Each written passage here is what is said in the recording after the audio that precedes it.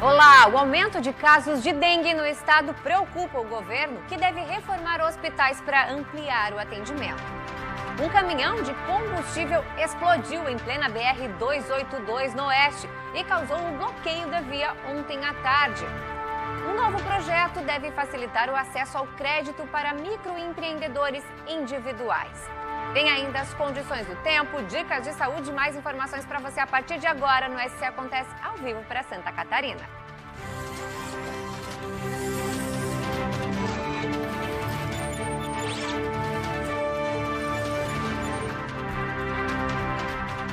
Olá, muito boa tarde para você. Olha, com o aumento dos casos de dengue no estado, o governo tomou uma medida de urgência e deve publicar ainda hoje um decreto de emergência em saúde para a reforma de 6 hospitais catarinenses. Com isso, vai ampliar os atendimentos destinados aos pacientes com suspeita ou confirmação da doença, da dengue.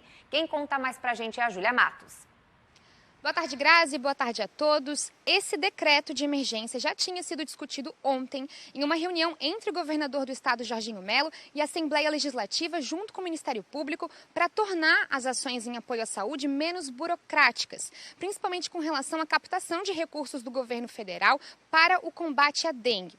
O decreto vai tornar possível agora a manutenção e a reforma de 6 hospitais que ficam nas regiões mais afetadas pela dengue. A gente está falando da Grande Florianópolis e da cidade de Joinville, no norte do estado. A procura por esses hospitais duplicou nos últimos 10 dias e o tempo de atendimento nesses hospitais para pacientes com suspeita de dengue já estava ultrapassando 6 horas.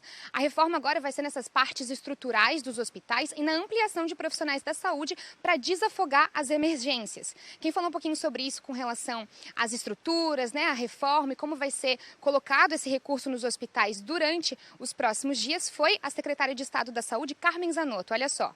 Os estudos que realizamos aqui na Secretaria de Estado da Saúde, através da Superintendência Hospitalar dos nossos hospitais próprios, nos levou a solicitar ao governador do Estado de Santa Catarina, o governador Jorginho, a publicação de um decreto de emergência. Que decreto e o que significa isso? Nós precisamos fazer melhorias nas estruturas dos nossos hospitais próprios, em especial da Grande Florianópolis. Por isso, da solicitação para que possamos estar realizando obras em caráter emergencial mesmo, com muita rapidez, para dar retorno o mais rápido possível nas melhorias das condições de atendimento dos nossos pacientes. As ações agora, Grazi, vão ser implementadas nos próximos 180 dias. Volto com você.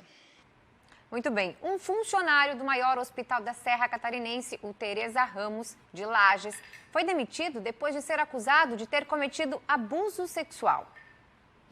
A direção do Hospital Teresa Ramos e a Secretaria Estadual de Saúde confirmaram a informação. O técnico em enfermagem demitido era contratado em regime CLT, em caráter temporário, e atuava na ala de isolamento do hospital, onde ficam os pacientes com chance de piora no quadro de saúde. O suspeito vai continuar a responder o processo administrativo sobre o caso. A Polícia Civil também investiga o caso, que corre em sigilo. O abuso teria ocorrido na madrugada da quinta-feira, 23 de março. A vítima, que fazia um tratamento pulmonar no hospital, informou que teria sido sedada e abusada sexualmente pelo funcionário. Em nota, o hospital informou que recebeu a informação e acionou de imediato as polícias civil e científica. Informou também que o caso é mantido em total sigilo, que o hospital está à disposição da paciente para esclarecimentos e que todas as medidas administrativas foram tomadas. Ontem à tarde, um trecho da BR-282 precisou ser bloqueado no trevo de acesso a Pinhalzinho, lá no oeste, depois que um caminhão de combustível começou a pegar fogo com risco de explosão. A rodovia foi liberada ao final do dia. Quem tem mais detalhes é o Ricardo Souza. Boa tarde, Grazi. Boa tarde a todos. Olha, depois de alguns minutos em chamas, o caminhão explodiu de fato e assustou muitos motoristas que assistiram tudo de pertinho. Muitos até registraram com o celular, como podemos ver nas imagens a seguir. Por sorte, ninguém ficou ferido. As chamas ganharam proporções gigantescas. Depois da explosão, uma nuvem preta de fumaça se formou.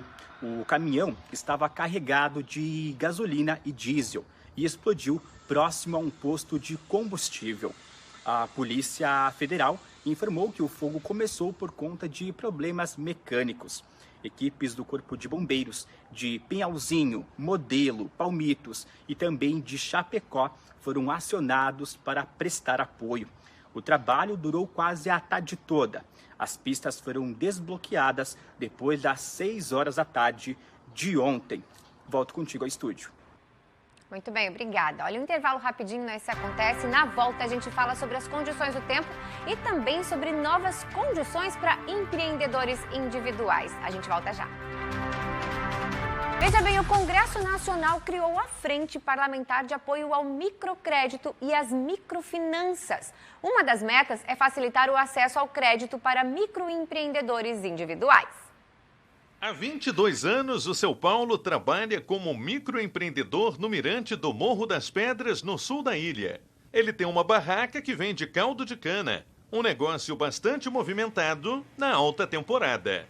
Apesar disso, ele já precisou de crédito e encontrou dificuldades. Outro tipo de banco assim a gente não tem nem acesso.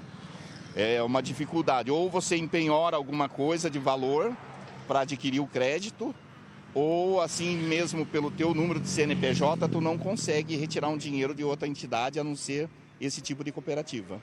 O seu Paulo pode estar entre os beneficiados com o projeto aprovado pelo Congresso, que prevê a criação da Frente Parlamentar de Apoio ao Microcrédito e Microfinanças.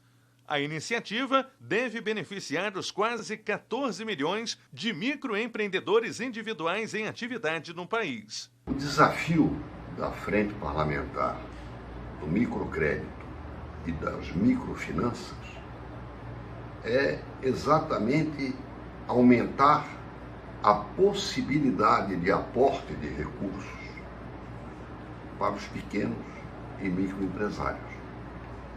O que falta hoje é a interlocução, a conversa entre dois personagens que se entendam. Quem pode emprestar os recursos e quem precisa dos recursos. Projetos como este visam estimular o crédito para microempreendedores, que antes não tinham acesso a empréstimos bancários, mas que agora podem utilizar os recursos para a ampliação do negócio. Os empréstimos devem ser obtidos junto às cooperativas de crédito, com condições mais acessíveis para os empreendedores. Por enquanto, o seu Paulo não pretende adquirir mais nenhum empréstimo, mas acredita que possa precisar de um apoio na baixa temporada. Quando chega todo o inverno, a gente depende desse crédito. A gente trabalha forte na temporada. Quando passa a temporada, a gente tem um suspiro, aí depois a gente aciona esse aí lá no inverno para poder chegar na outra temporada. Então é quase que todo ano a gente pega esse crédito.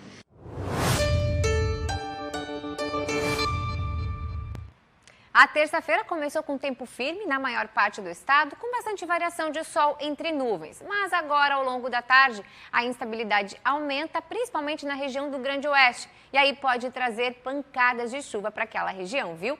As temperaturas mostram mudanças mais significativas e hoje não passam da casa dos 30 graus. Isso vale para todo o estado, é sinal de que o outono realmente está aí. E a quarta vem, então, com mudança, sim, no tempo. Depois de uma manhã que deve começar com sol e temperaturas um pouco mais elevadas, a instabilidade vai se espalhar por todas as regiões e à tarde daí aumentam as condições para a chuva voltar a cair em forma de pancadas isoladas, mas por todo o estado. No oeste vamos ter máximas aí de 31 graus com as mínimas de 14 na serra, mínima de 13 graus, já não faz tão frio quanto fez hoje de manhã, mas máximas de 27 e no sul mínimas de 16 com máximas de 30 graus também. No norte, vale e litoral, as mínimas e máximas, olha, elas ficam bem parecidas, né? Entre 15 e 17 e com máximas aí na casa dos 30 e 31 graus. E olha, a gente já tem percebido essa mudança do tempo, né? O outono já deu as caras por aqui e com isso, claro, é importante a gente ficar atento aos cuidados com a saúde. Então preste atenção nas dicas do Dr. Nelson. Com a chegada do outono, é muito comum a gente ver as pessoas deixando a saúde um pouquinho de lado. Seja porque acabou o projeto verão, ou porque o trabalho voltou com tudo e com isso o estresse acaba aumentando, mas muito também porque essa estação, por ser um pouquinho mais fria, as pessoas acabam fazendo menos atividade física, preferindo alimentos mais pesados como massas, seus molhos, feijoada, e também acabam tomando menos água. Isso a gente sabe que um dos órgãos que acaba mais sentindo é o aparelho digestivo, o intestino, naquele conceito de ser o segundo cérebro e um dos grandes órgãos imunológicos atuando no nosso sistema de defesa, acaba sofrendo mais. Então, a mensagem é: cuide da sua saúde o ano inteiro. Mesmo nessa época de frio, procure fazer atividade física, se hidratar, comer frutas, verduras, as fibras, que são grandes fontes de uma microbiota intestinal saudável, e procure cuidar da sua saúde mental e fazer atividade física. Prestou atenção? Anotou tudo aí? Muito bem, olha só, o Esse Acontece de hoje fica por aqui, mas fica também o nosso convite para você dar aquela passadinha no nosso portal tvbv.com.br. Amanhã, ao 12h45, a gente está de volta com mais informação para você. Então eu te espero. Tchau, tchau, até amanhã.